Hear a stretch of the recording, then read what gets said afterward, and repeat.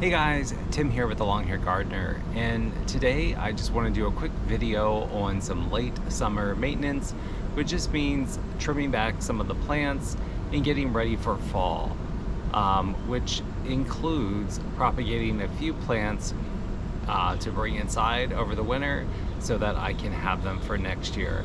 So come join me as I take a look at my garden and get prepared for fall. Alright guys, we are in September and I can't believe how good all the flowers still look. Usually by now things are starting to look a little tired and they are starting to look like they're ready to die off for the winter, but things are still looking pretty good.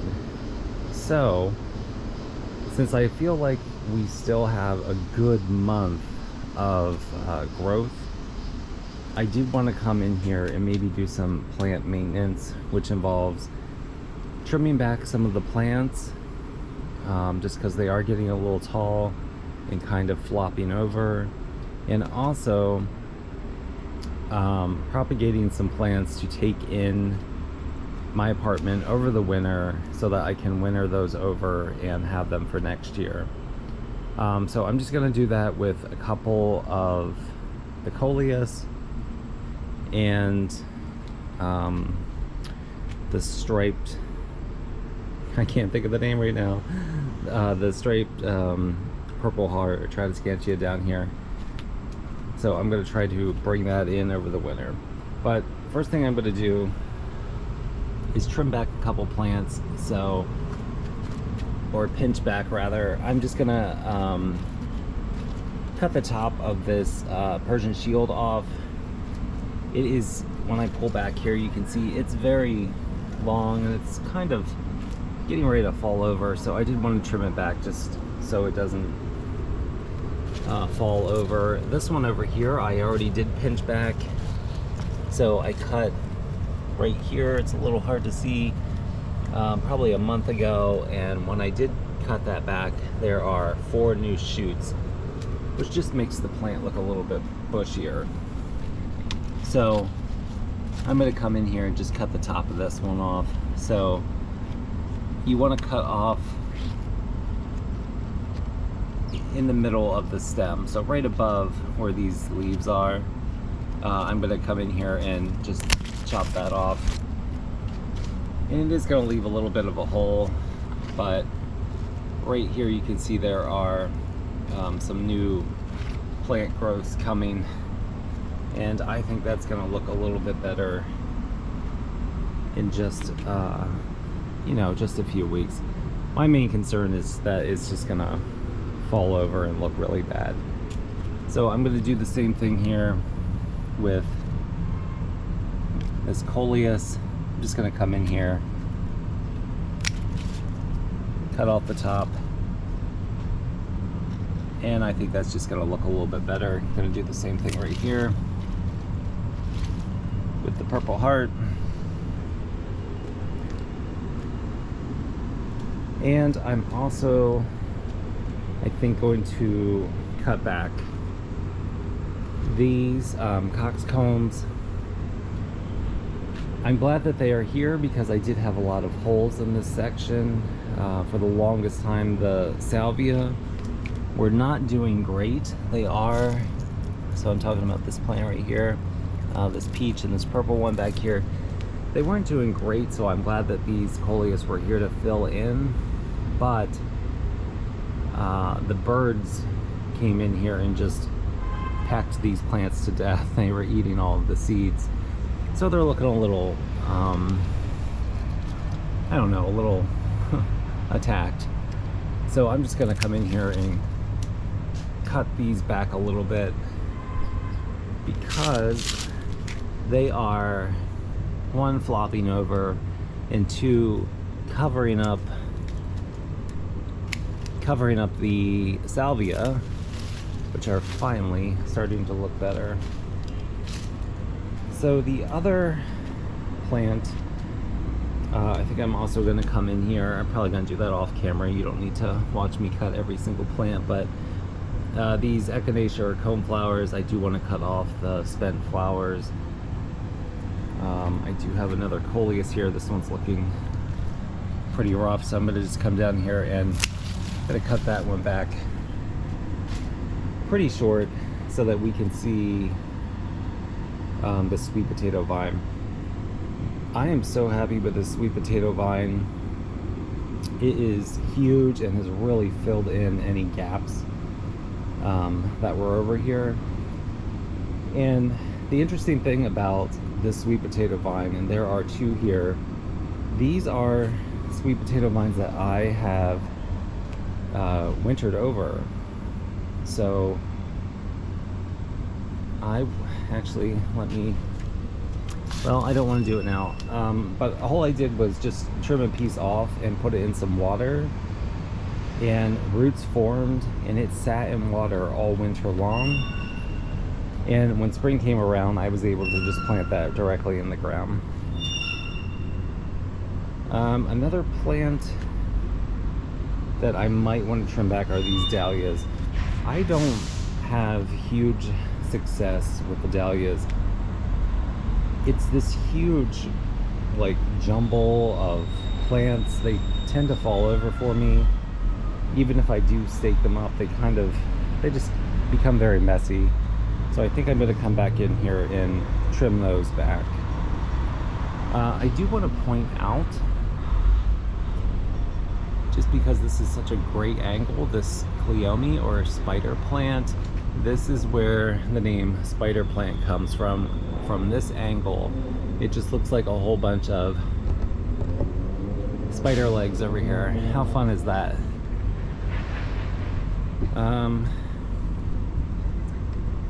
Let's see, I do have a datura right here, which I grew from seed. It's not quite open yet, but hopefully in a day or two, we're going to be seeing a flower. I have a canna right here that is blooming. So I do want to walk over here to these coleus. So this particular coleus right here is a favorite, and I'm just concerned that I may not be able to find it in the nursery next year. So I am going to trim the tops off of these. Let me just go ahead and do that right now. So I'm going to do this. I think I want to do three stems, and what I'm going to do is we're just going to do this big one down here. I am going to bring these inside for the winter so that I can have them next year. So I've already have some pots started. These are just terracotta pots with some regular potting soil. Oh, I think I do need those scissors. So this is incredibly easy.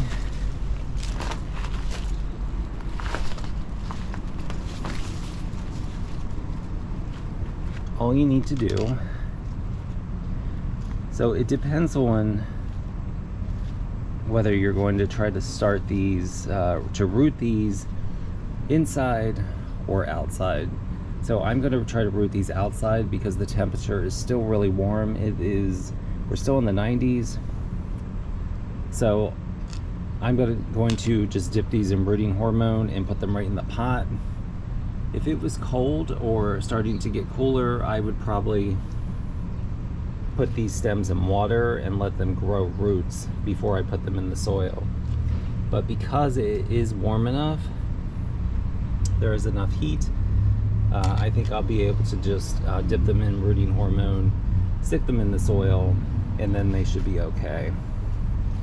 Heat is our friend when trying to cause root growth. So all I'm going to do, I'm going to come in here, cut off some of these lower stems, and I'm going to dip them into this rooting hormone right here. You can find this almost anywhere. I think I got it at Walmart. I'm going to just poke 3 holes in the soil here. Make them large enough that I can stick the stem into. You want to poke holes into the soil so that when you jam this in here, all of the rooting hormone doesn't get knocked off. So there we go. So there's one. Gonna come back over here again. Remove the lower stem. Do a little swirl in here. Stick that in there.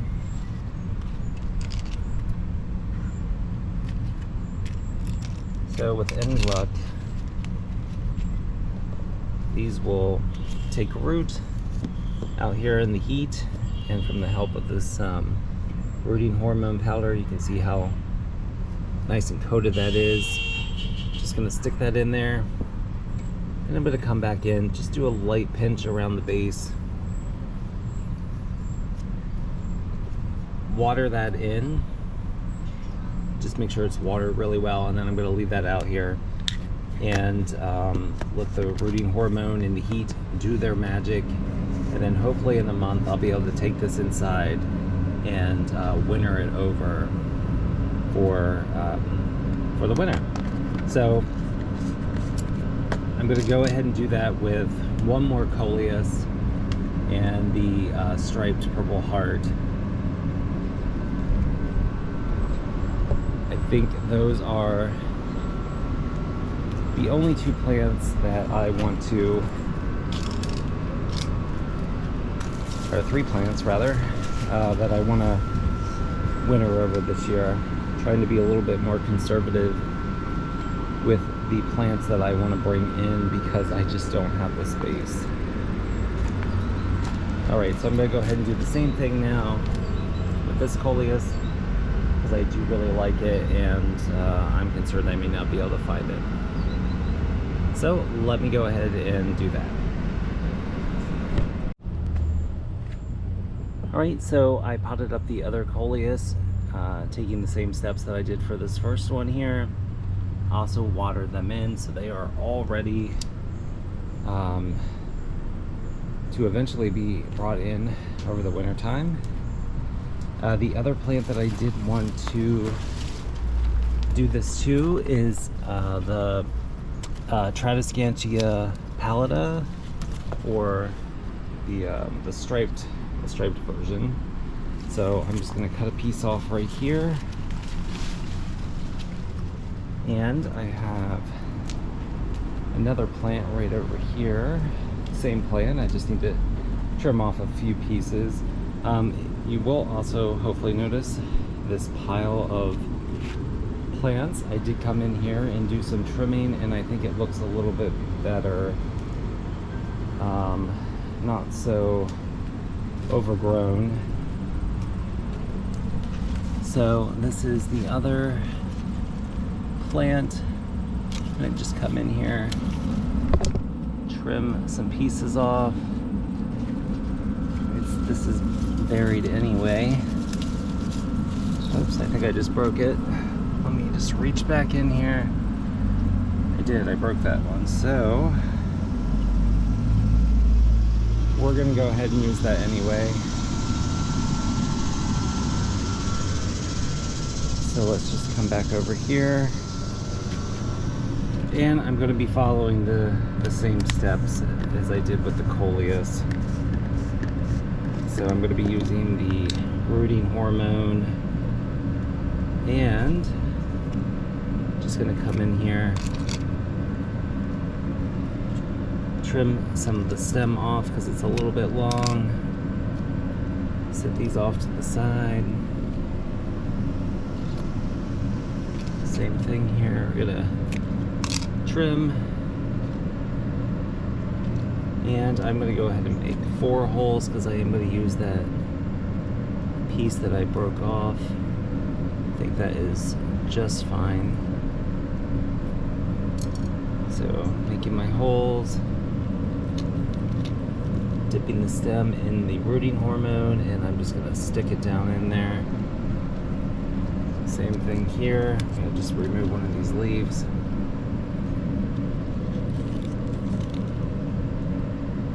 And that should be all I need to do.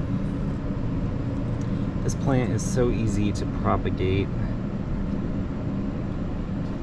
It's literally just a matter of sticking it in some soil. If you don't have the rooting hormone, you can do the same thing, just trim it back, but put it in some water until the roots form and then plant them up in a pot. But like I said before, because it's still warm out, I think with the combination of the warm weather and the rooting hormones, I think that's enough for this to take hold. And I'm going to skip that step of rooting it in water. Alright, so these are the 3 plants that I am going to try to overwinter so that I will have them for next year. I do also want to point out how good the hyacinth bean vine is doing. So this guy right here, it has grown into the rose bush, and it has also formed its pod, so that's where the seeds are. It's a little bright over here, but same thing, it's growing all along the window and over into the porch light, excuse me. And the cypress vine is finally starting to bloom. So we have some white blooms and some pink ones, and there's also a red one up top here.